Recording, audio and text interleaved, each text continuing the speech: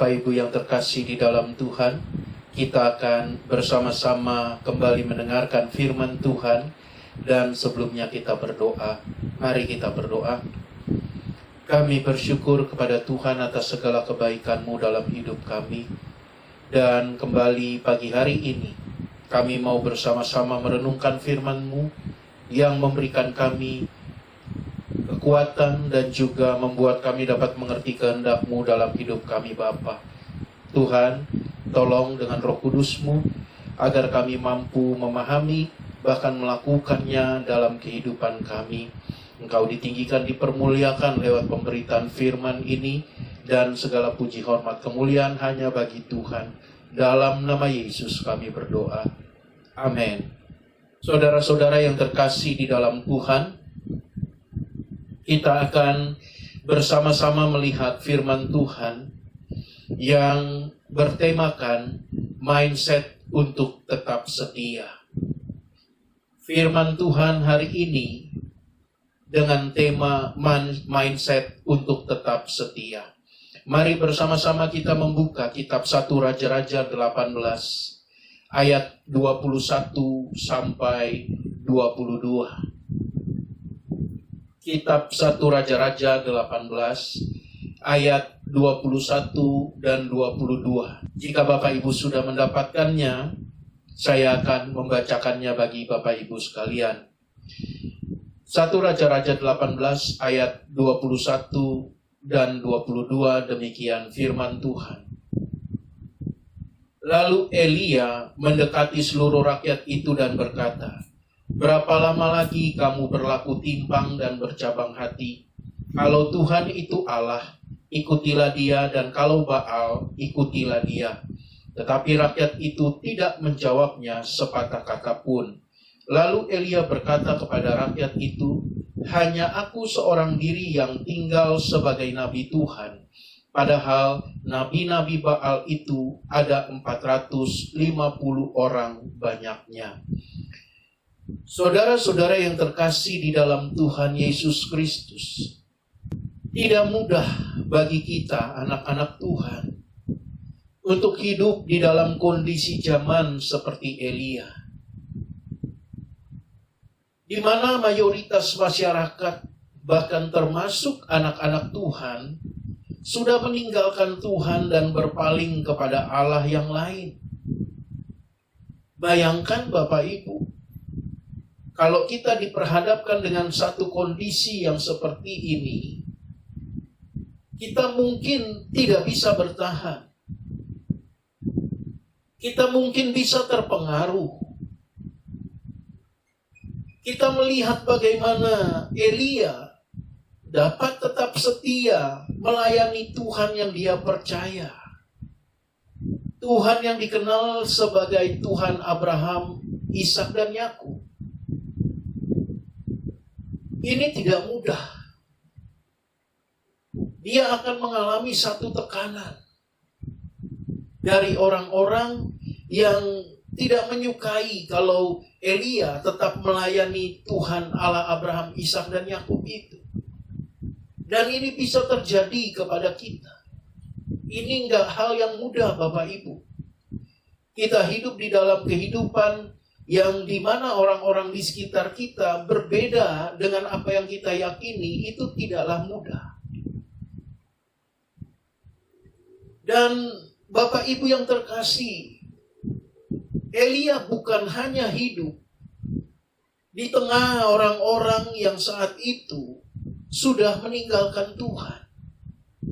Bahkan dia saat itu juga berada di antara orang-orang yang kebanyakan lebih rela melayani Allah yang lain dibandingkan melayani Tuhan yang benar. Coba kita melihat di dalam 1 Raja-Raja 18 ayat 19.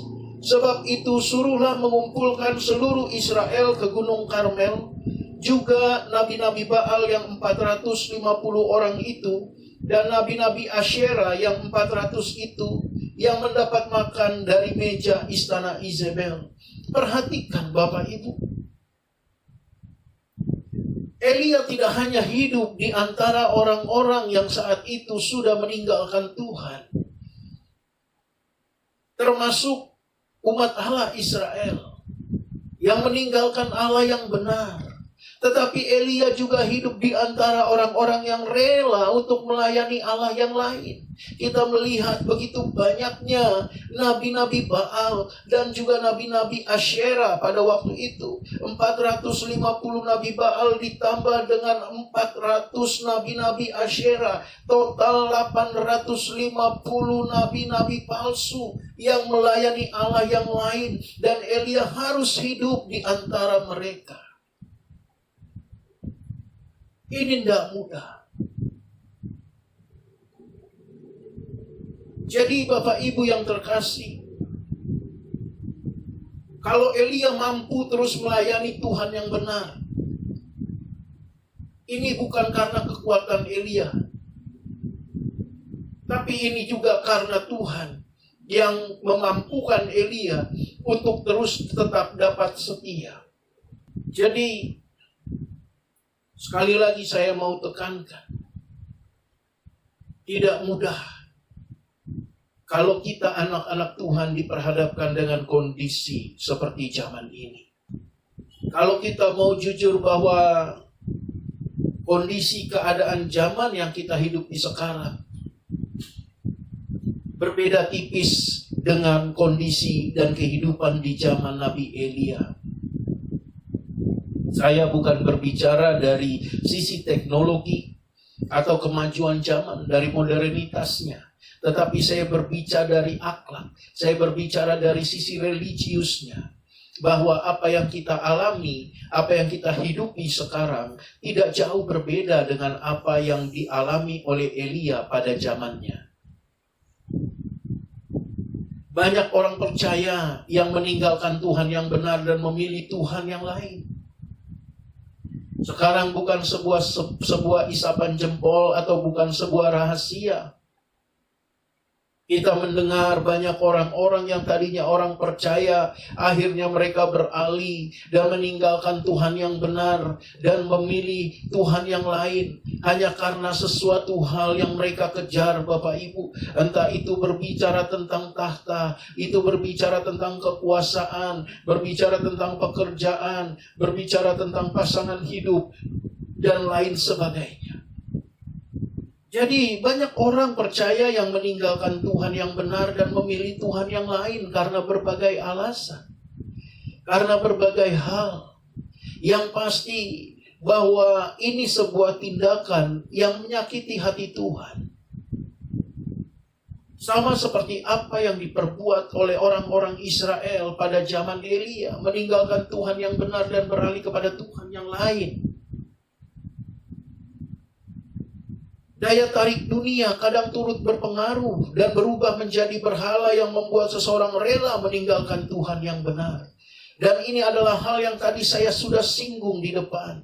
Banyak orang yang rela akhirnya meninggalkan Tuhan yang benar hanya karena daya tarik sebuah kekuasaan, sebuah tata jabatan, hanya sebuah daya tarik lawan jenis, baik itu pria maupun wanita, daya tarik daripada materi, uang, kekayaan, dan sebagainya.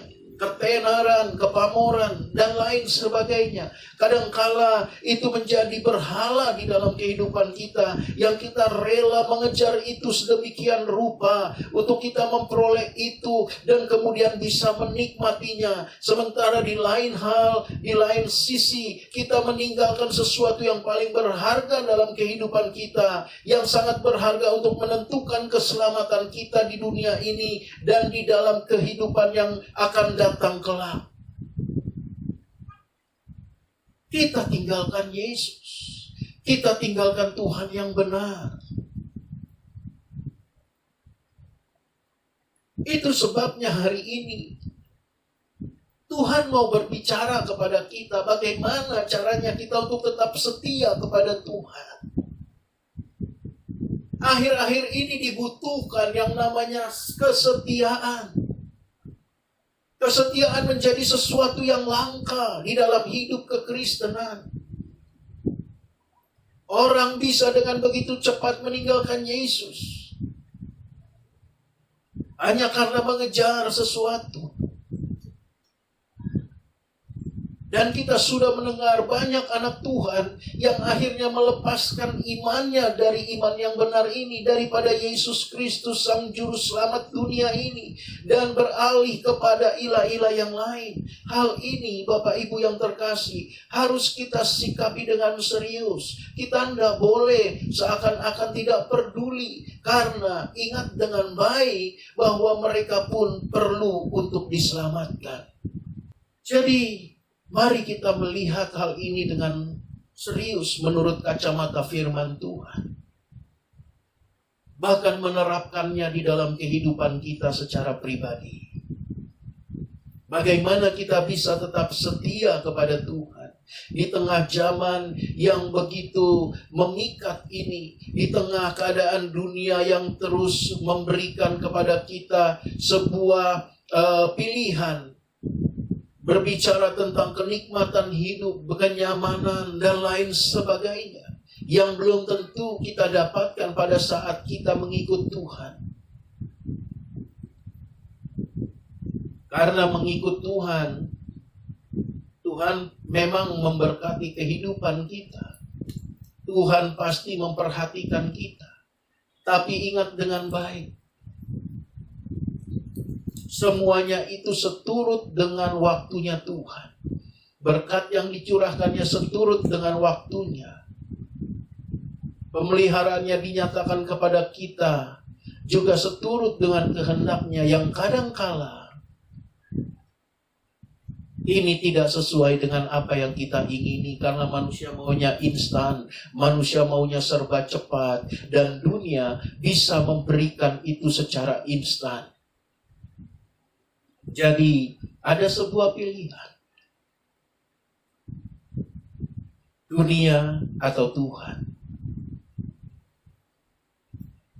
Mari Bapak Ibu yang terkasih, kita nggak perlu bingung dengan hal ini.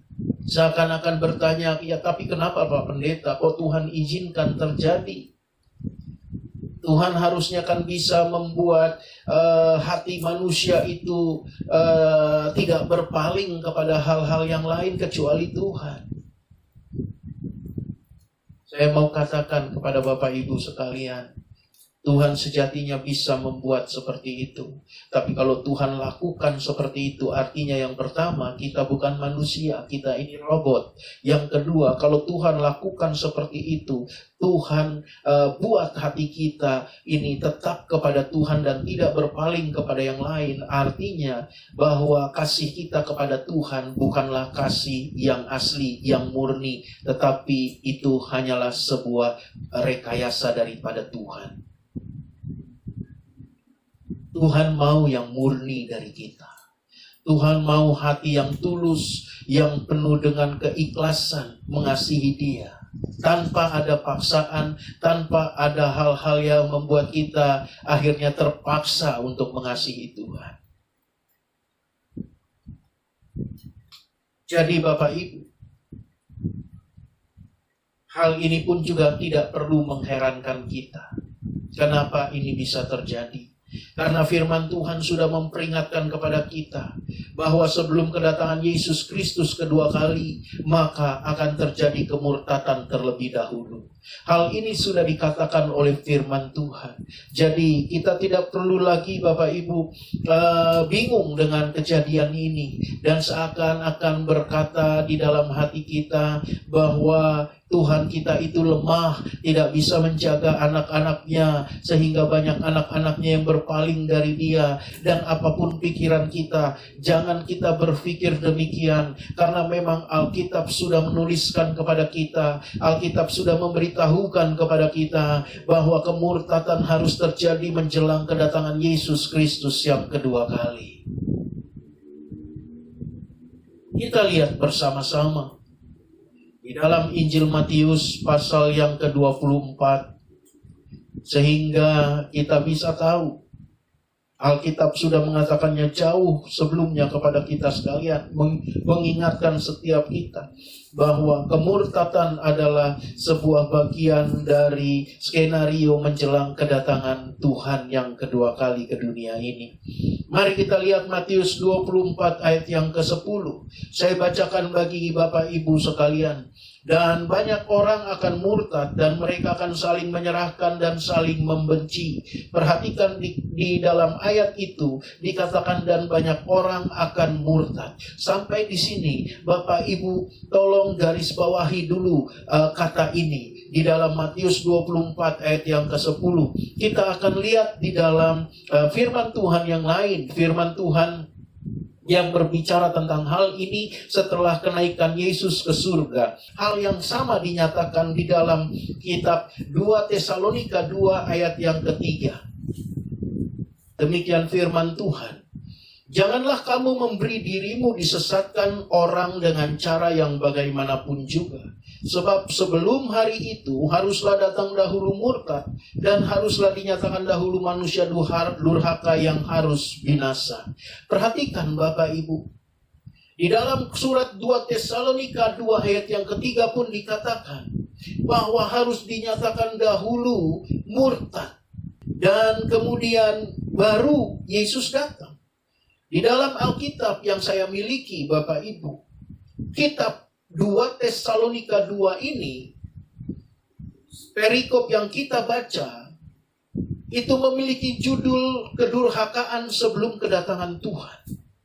Jadi kita melihat ada kesamaan bahwa kedua surat ini mengingatkan kepada kita sebelum kedatangan Yesus sebagai Tuhan di dalam kehidupan kita yang kedua kali, maka harus terjadi dulu apa yang dinamakan dengan murtad.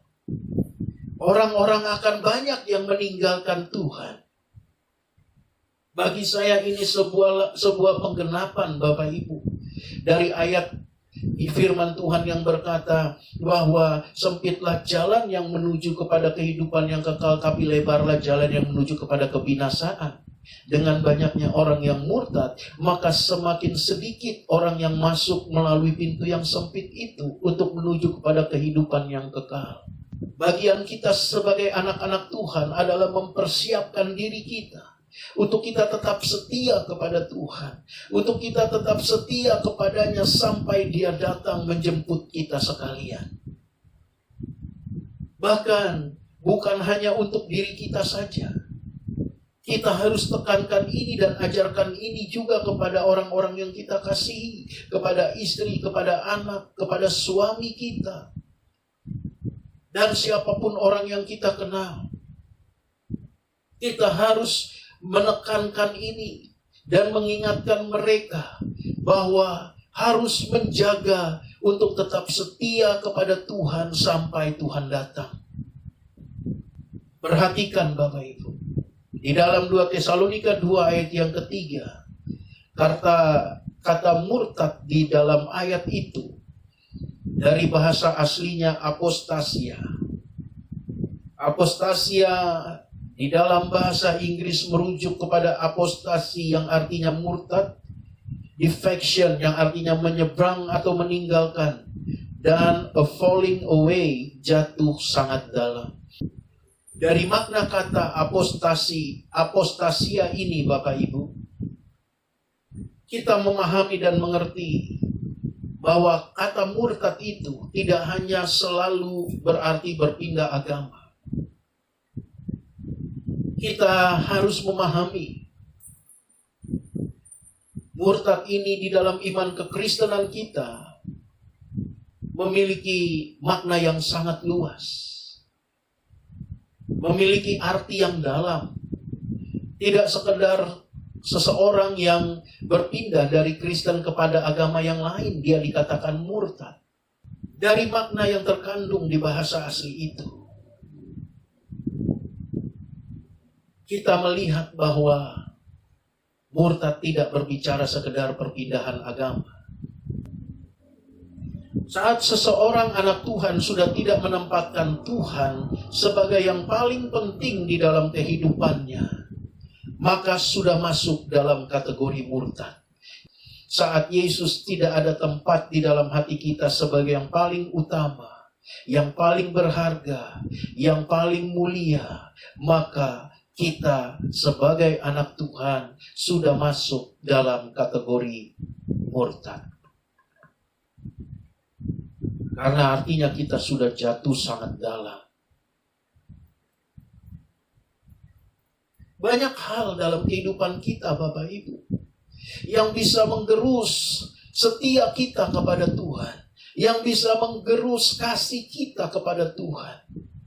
Itu sebabnya kita harus memeriksa kesetiaan kita, hati kita yang penuh setia dan mengasihi Tuhan ini setiap hari. Sehingga saat kita menyadari dan kita mengetahui bahwa ternyata kasihku kepada Tuhan sudah mulai menurun, sudah mulai kendor, kita bisa segera memohon kepada Tuhan kekuatan yang baru untuk kembali kita bernyala-nyala di dalam Tuhan.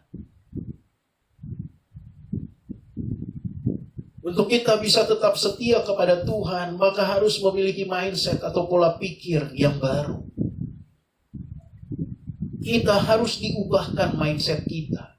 Kita harus diubahkan pola pikir kita. Untuk kita bisa mengasihi Tuhan sedemikian rupa dan menjadikan Dia yang paling utama di dalam kehidupan kita, yang paling berharga dalam kehidupan kita, lebih dari apapun di dalam keadaan dan situasi yang bagaimanapun. Mindset ini yang harus diubah. Mari Bapak Ibu yang terkasih, Mindset atau pola pikir yang bagaimana yang harus kita miliki. Yang harus kita miliki dalam kehidupan kita selama kita mengiring Tuhan. Mari kita melihat mindset atau pola pikir seperti apa yang harus kita miliki untuk kita bisa tetap setia kepada Tuhan. Mari kita kembali ke dalam 1 Raja-Raja pasal 18 yang menjadi perenungan kita bersama-sama pada hari ini. Yang pertama, ini mindset yang harus kita miliki untuk kita bisa setia kepada Tuhan. Yang pertama, dari ayat 36 ini, saya bacakan bagi kita sekalian. Kemudian pada waktu mempersembahkan korban petang, tampilan Nabi Elia dan berkata, "Ya Tuhan Allah Abraham, Ishak dan Israel, pada hari ini biarlah diketahui orang bahwa Engkaulah Allah di tengah-tengah Israel, dan bahwa aku ini hamba-Mu, dan bahwa atas firman-Mu lah aku melakukan segala perkara ini." Bapak Ibu yang terkasih, perhatikan ayat 36 ini dengan baik. Di dalam ayat yang ke-36 dari 1 Raja-Raja 18 ini, di situ ada kata, Elia mengatakan, "Aku ini hamba-Mu." Ada kalimat demikian, ya, bahwa aku ini hamba-Mu, dan seterusnya. Jadi dari ayat ini kita dapat menarik sebuah kebenaran. Kalau kita mau setia kepada Tuhan dan tetap teguh, apapun yang terjadi tidak meninggalkan Tuhan, kita harus punya pola pikir, mindset seperti Elia. Sewaktu dia mengatakan, "Aku ini hamba-Mu," kebenaran yang kita dapat, setiap orang yang mau memiliki kesetiaan yang sungguh-sungguh luar biasa kepada Tuhan harus mengerti bahwa setiap orang percaya adalah hamba Tuhan. Kalau kita mau setia kepada Tuhan, harus memiliki pola pikir ini. Bahwa kita bukanlah hanya sekedar jemaat, atau kita bukanlah sekedar orang Kristen, kita bukan sekedar orang percaya, bahwa kita ini adalah hamba Tuhan. Ya, kita betul anak Tuhan, tapi juga kita ini hamba Tuhan. Kalau anak, dia tidak ada kewajiban untuk melayani. Namanya anak, dia mau ongkang kaki, malas-malasan. Yang namanya anak, itu sah-sah saja. Tetapi kita juga hamba. Hamba itu melayani. Jadi kita adalah anak dalam arti bahwa Tuhan sangat mengasihi kita. Tetapi kita juga adalah seorang hamba yang memiliki arti bahwa kita harus melayani Tuhan. Jadi setiap anak Tuhan harus punya pola pikir ini. Aku ini hamba-Mu. Sama seperti Elia katakan, aku ini hamba-Mu. Bapak Ibu, tidak mudah bagi Elia mengatakan aku ini hamba-Mu. Coba lihat di dalam Kitab 1 Raja-Raja 18 ayat 22. 1 Raja-Raja 18 ayat 22 mengatakan demikian. Lalu Elia berkata kepada rakyat itu, "Hanya aku seorang diri yang tinggal sebagai nabi Tuhan. Padahal nabi-nabi Baal itu ada 450 orang banyaknya." Perhatikan di ayat 22, Elia mengatakan hanya aku seorang diri hamba Tuhan. Dia ditinggalkan. Tidak ada yang berani untuk berdiri di sisi Elia atau berdiri bersama Elia dan menyatakan diri, aku ini hamba Tuhan. Hanya Elia sendiri. Tapi itu tidak menggoyahkan dia. Dia tetap berkeyakinan, aku ini hamba-Mu. Setiap orang yang percaya di dalam Tuhan Yesus Kristus hari ini, saya mau katakan bahwa engkau adalah hamba Tuhan. Hamba Tuhan harus melayani Tuhan selama hidup. Coba lihat Kolose 3 ayat 23. apapun juga yang kamu perbuat, perbuatlah dengan segenap hatimu seperti untuk Tuhan dan bukan untuk manusia. Apapun yang kamu perbuat, perbuatlah dengan segenap hatimu sama seperti untuk Tuhan dan bukan untuk manusia. Seorang hamba, dia harus mengerti bahwa dia harus melayani Tuhan selama dia hidup. Dan itu sebabnya dengan pemahaman ini, maka seseorang yang mengerti bahwa dia adalah hamba Tuhan, dia akan melakukan segala sesuatu dalam hidupnya, dan itu dia lakukan sama seperti dia melakukannya untuk melayani Tuhannya. Sehingga orang ini akan sangat berhati-hati. Dia akan sangat berhati-hati dengan tindakannya. Dia akan sangat berhati-hati dengan perkataannya. Dia akan sangat berhati-hati dengan pikirannya atau ide-ide yang akan dia curahkan, dia tuangkan kepada orang lain. Seorang istri, kalau memiliki pemahaman ini sebagai hamba Tuhan, bahwa apa yang dia lakukan seperti dia melakukannya untuk Tuhan, maka dia akan sanggup tunduk dan menghormati suaminya. Seorang suami kalau memiliki pemahaman ini, bahwa apa yang dia lakukan harus dia lakukan sama seperti dia melakukannya untuk Tuhan, maka dia akan mampu mengasihi istrinya apapun keadaan, bentuk maupun karakter daripada istrinya. Kadang-kadang suami lihat bentuk, Bapak Ibu. Ya, kadang-kadang lihat bentuk. Kalau bentuknya kayak saksofon, kadang sang suami bisa mengasihi istrinya. Tapi kalau bentuknya udah kayak bass beton, ditambah suaranya, ya, itu suaranya seperti seorang rocker, waduh, belum tentu bisa mengasihi. Tapi saya yakin suami-suami yang punya pemahaman ini, kalau dia mengerti dia hamba Tuhan dan harus melakukan segala sesuatu sama seperti dia melakukannya untuk Tuhan, apapun keadaan istrinya, dia akan sanggup mengasihinya, bahkan setiap hari mampu mengatakan, I love you. Demikian juga anak-anak. Anak-anak kalau punya pemahaman ini, kalau orang tuanya mengajarkan hal ini, bahwa mereka pun adalah hamba-hamba Tuhan, maka anak-anak mampu menghormati orang tuanya. Dan orang tua pun mampu mengasihi anak-anaknya. Kalau sama-sama memiliki pemahaman ini, nggak melihat anaknya itu mungkin penuh dengan kekurangan, kelemahan, dan lain sebagainya.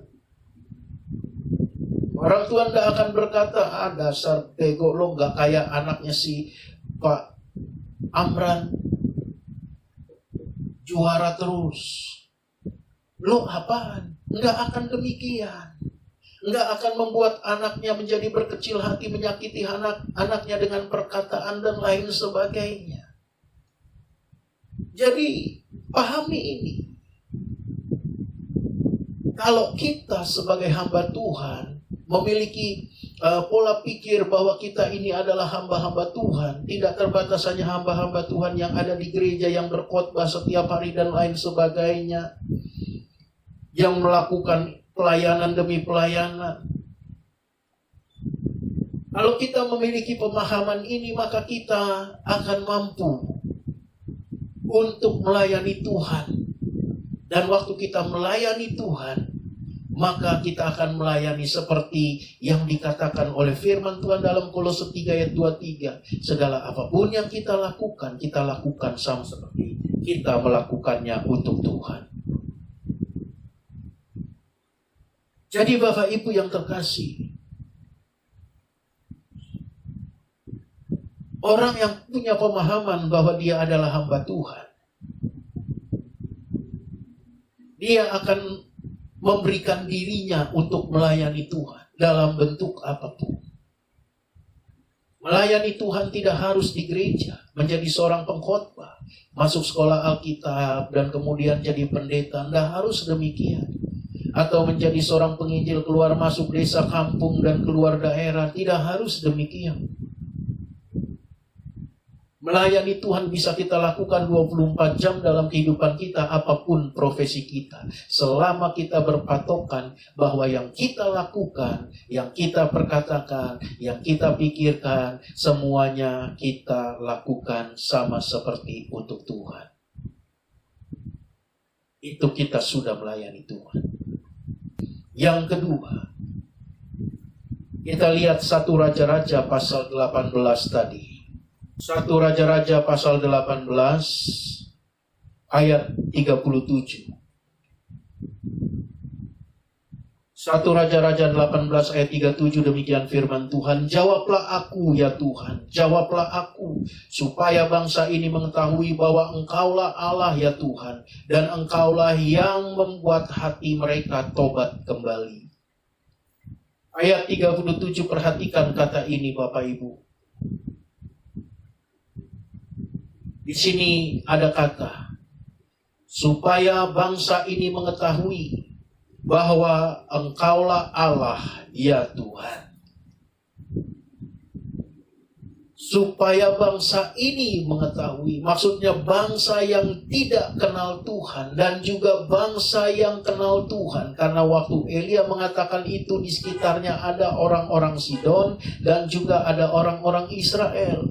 Dia mengatakan supaya bangsa ini, sebenarnya dua bangsa yang ditujukan oleh Elia, mengetahui bahwa Engkaulah Allah ya Tuhan.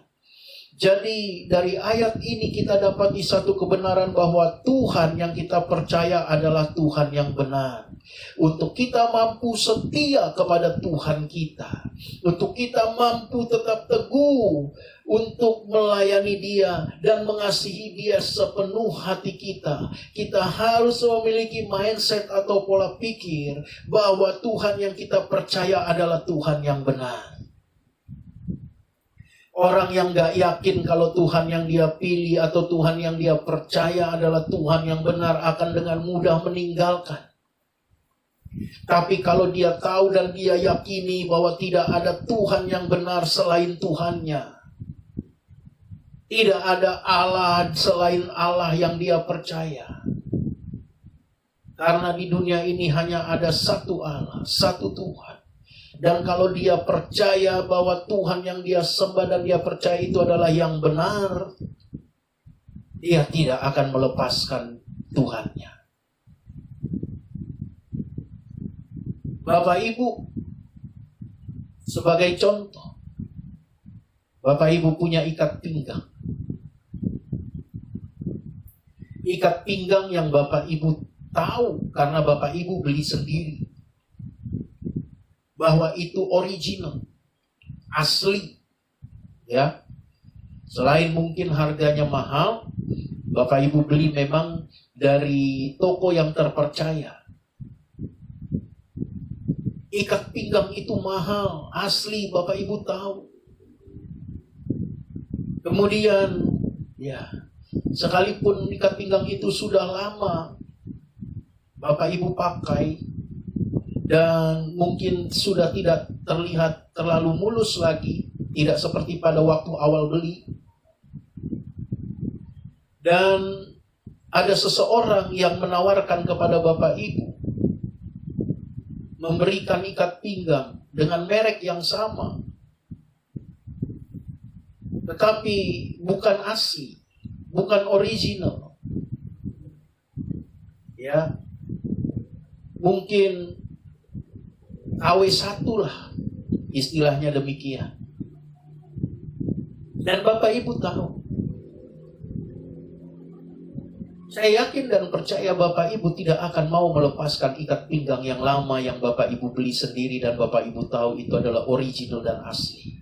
Karena kenapa? Alasannya bukan apa-apa, karena orisinil, karena asli.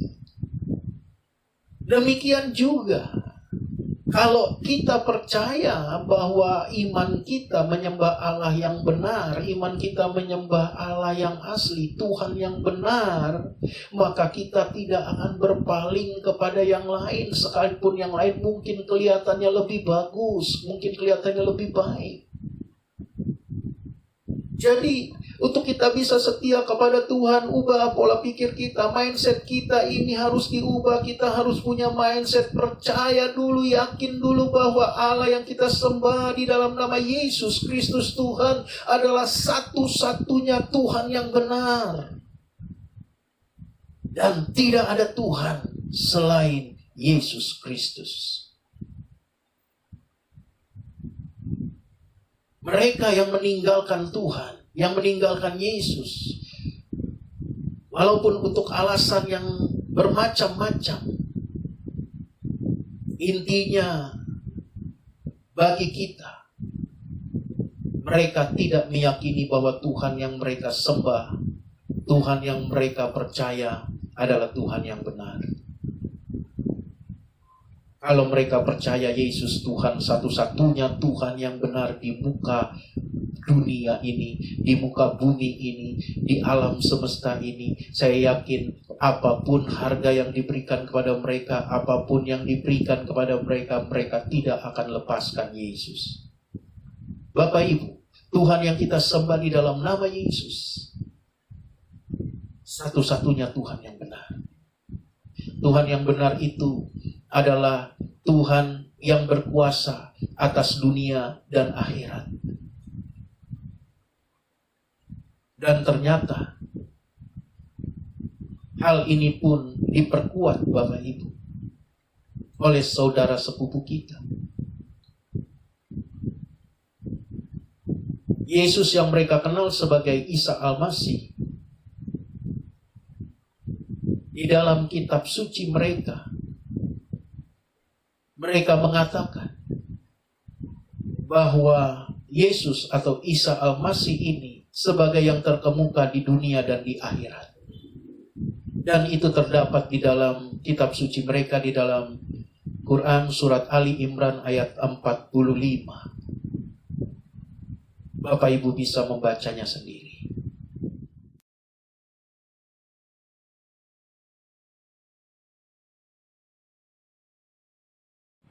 Kitab suci dari saudara sepupu kita, bahwa dikatakan Al-Masih Putra Maria adalah yang terkemuka, seorang yang terkemuka di dunia maupun di akhirat. Terkemuka di dunia dan di akhirat. Artinya dia berkuasa atas dunia ini dan akhirat nanti.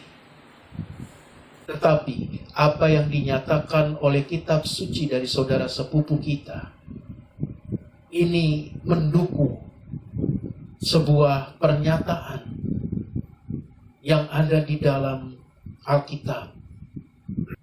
Di dalam Wahyu pasal 22. Wahyu pasal 22. Ayat 12 sampai 13. Saya bacakan bagi Bapak Ibu. Sesungguhnya aku datang segera dan aku membawa upahku untuk membalaskan kepada setiap orang menurut perbuatannya. Aku adalah Alfa dan Omega, yang pertama dan yang terkemudian, yang awal dan yang akhir.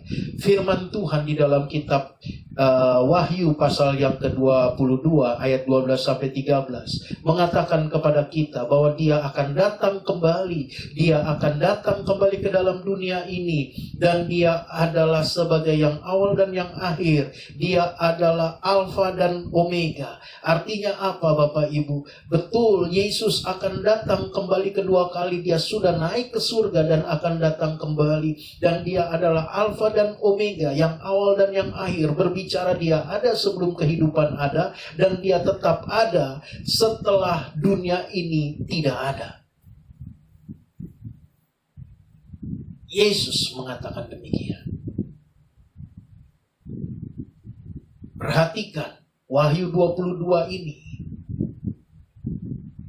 Wahyu 22 ayat 12 dan 13 yang tadi sudah saya bacakan kepada Bapak Ibu. Bagian dari satu perikop yang memiliki judul kedatangan Tuhan Yesus. Kedatangan Tuhan Yesus. Jadi jelas ya Bapak Ibu. Wahyu 22 ayat 13 mengatakan aku adalah Alfa dan Omega. Aku di situ berbicara Yesus. Aku adalah Alfa dan Omega, yang awal dan yang akhir. Yesus adalah Alfa dan Omega. Yesus adalah yang awal dan yang akhir. Yesus ada sebelum kehidupan ada, dan Yesus tetap ada setelah dunia ini berakhir atau tidak ada. Kenapa? Karena Dia ada di surga. Jadi, Bapak Ibu yang terkasih, dua hal ini harus ada di dalam pola pikir kita, dalam mindset kita. Untuk kita bisa setia kepada Tuhan sampai Dia datang, kita harus memiliki pola pikir bahwa kita semua orang-orang yang percaya kepada Yesus Kristus sebagai Tuhan dan Juru Selamat, kita semua adalah hamba Tuhan yang harus melayani Tuhan, yang harus setia kepada Tuhan, dan senantiasa berkomitmen menyenangkan hatinya. Yang kedua, untuk kita bisa setia kepada Tuhan, maka kita harus memiliki keyakinan yang teguh bahwa Tuhan yang kita layani, Tuhan yang kita percaya, Tuhan yang kita puja dan puji adalah satu-satunya Tuhan yang benar di jagat alam semesta ini. Kalau itu yang kita miliki, saya yakin dan percaya kita teguh berdiri di hadapan Tuhan sebagai anak Tuhan, apapun yang menerpa dan menerjang kita. Minta kekuatan dari Roh Kudus untuk kita mampu melakukan firman Tuhan yang kita terima hari ini. Selamat hari Minggu, Tuhan Yesus memberkati. Mari Bapak Ibu yang terkasih di dalam Tuhan, kita akan meresponi firman Tuhan dan menutupnya di dalam doa. Mari kita berdoa. Kami bersyukur kepadamu Bapa yang kami sembah dalam nama Yesus atas kebaikan-Mu dalam kehidupan kami, yang telah menolong kami Tuhan untuk kembali diteguhkan, yang membuat kami kembali Tuhan Yesus menyadari bahwa kami harus tetap setia kepada Tuhan, dan kami harus memacu diri kami setia kepada Tuhan sampai Tuhan datang. Dan hal itu hanya bisa dilakukan saat kami memiliki pola pikir seperti Elia, menyadari bahwa kami adalah hamba-hamba Tuhan, dan juga memiliki keyakinan yang teguh bahwa Tuhan yang kami layani, Tuhan yang kami sembah adalah satu-satunya Tuhan yang benar. Tolong kami Bapa, lewat Roh Kudus, untuk kami dapat menghidupi firman-Mu yang kami terima hari ini. Terima kasih Tuhan Yesus, segala puji, hormat, kemuliaan kami kembalikan hanya bagi Tuhan. Dalam nama Yesus kami berdoa. Amin. Yang terkasih di dalam Tuhan, untuk meresponi firman yang kita terima hari ini, kita naikkan pujian ini sepenuh hati kita. Kasih setia-Mu yang kurasakan lebih tinggi dari langit biru. Kebaikan-Mu yang tak Kau nyatakan lebih dalam dari laut